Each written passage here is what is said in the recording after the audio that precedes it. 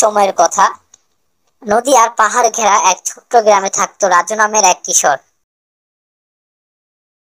রাজুর বাবা ছিলেন নাপিত আর মা ছিলেন গৃহিণী। ছোট ঘর, ছোট পরিবার, কিন্তু স্বপ্ন ছিল আকাশ ছোঁয়ার মতো বড়। রাজু সবসময় আকাশের দিকে তাকিয়ে থাকতো আর বলতো, কবে আমি উড়ে যাব পাখির মতো। রাজুর বন্ধু বান্ধবরা তাকে পাগল ভাবতো। কেউ কেউ হাসতো, কেউ বা বলতো, এমন উড়ে যাওয়া কি আজও সম্ভব? তবে মন দিয়ে, সাহস দিয়ে। একদিন গ্রামের পাশে একটি বড় ঝড় উঠলো। ঝড়ের রাতে বজ্রপাত, কাঁপতে থাকা গাছপালা, ছিঁড়ে যাওয়া বাঁশের ছাউনি, সব মিলিয়ে আতঙ্কিত পুরো গ্রাম। সকালবেলা ঝড় থেমে গেল। রাজু দেখতে পেল বনের এক কোণে একটি অদ্ভুত জিনিস পড়ে আছে।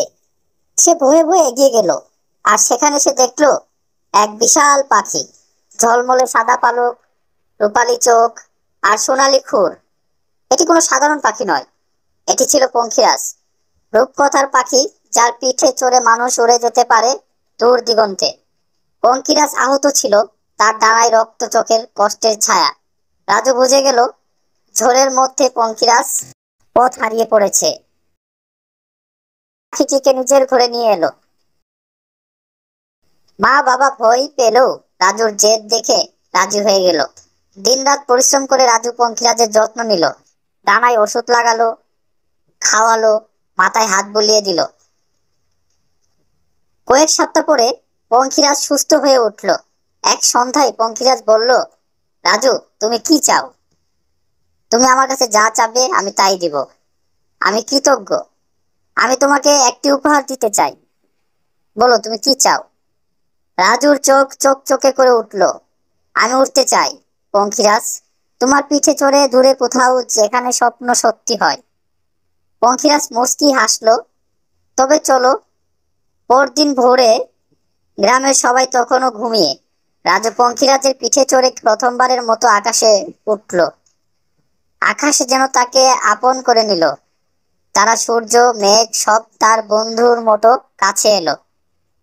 তারা উঠতে লাগলো নদীর উপর, পাহাড়ের পাশ দিয়ে, আর চলে গেল এক গোপন উপত্যকায়, যার নাম আলোপুর।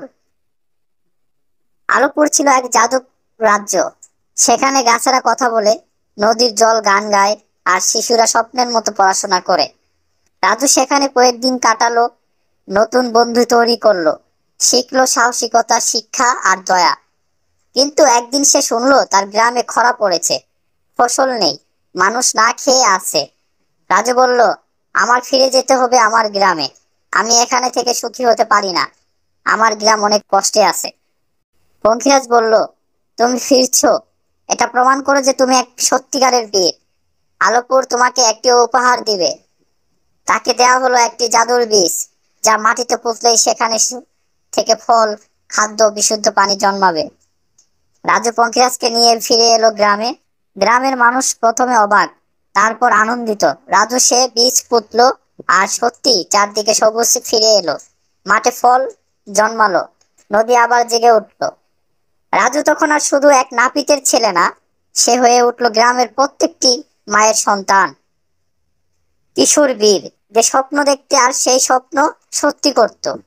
আর পঙ্খিরাজ সে থেকে গেল রাজুর বন্ধু হিসেবে। মাঝে মাঝে তারা দুজন একসাথে আকাশে উঠত, কখনো স্বপ্ন খুঁজতে, কখনো কারো দুঃখ ভাগ করে নিতে। এইভাবে রাজু আর পঙ্খিরাজ হয়ে উঠল গ্রামের রূপকথার মতো এক জুটি, যার গল্প প্রজন্মের পর প্রজন্ম ধরে বলা হয়। যদি মন থেকে চাও, তবে আকাশও তোমার হয়। আমার কার্টুন চ্যানেলে আপনাকে স্বাগতম। আমার চ্যানেলটি সাবস্ক্রাইব করুন। ধন্যবাদ সবাইকে।